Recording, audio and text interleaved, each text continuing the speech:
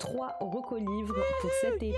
Premier, c'est un manga qui n'est pas encore sorti, mais qui sort bientôt. Le 20 juillet, il s'appelle Frantz Fanon, les couleurs du combat.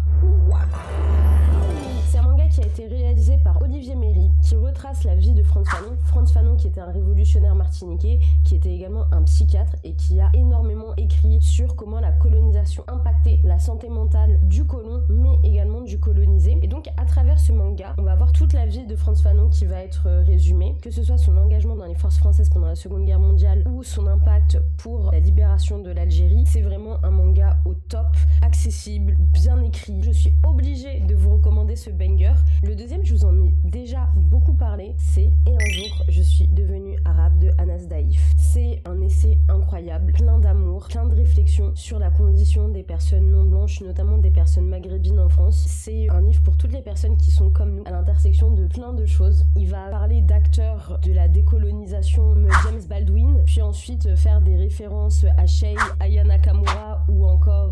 Je sais même pas comment vous définir ce livre, mais sachez que moi quand je l'ai lu, j'ai pleuré. J'ai pleuré parce que c'était une des premières fois que je voyais nos histoires dépeintes avec autant d'amour, autant de précision, autant de douceur et en même temps de questionnement sur nos places en France, sur la montée du racisme en France. Pour toutes ces raisons-là, il est important de lire cet essai. Troisième et dernière recommandation, c'est un livre qui s'appelle Mal vu de Fawzi Tarkani. C'est l'histoire d'un homme qui a perdu la vue et qui s'est reconverti à l'islam. Il a grandi à Sarcelles, dans le 93. Suite à un accident domestique, il a perdu la vision, notamment d'un œil, et il nous explique à quel point sa vie a complètement changé à travers cet accident domestique, à quel point la foi a été importante pour lui, quoi qu'il a découvert relativement tard, et à quel point tout ça a basculé après le 11 septembre, comment lui, il a été perçu comme étant un homme dangereux après le 11 septembre, parce que musulman. C'est une autobiographie qui est extrêmement simple à lire, très prenante, très touchante, qui soulève des vrais problèmes de société, qui nous interroge aussi sur la façon dont on voit les musulmans en France. J'espère que ces petites recos vous feront plaisir. S'il y en a que vous avez déjà lu, n'hésitez pas à me dire,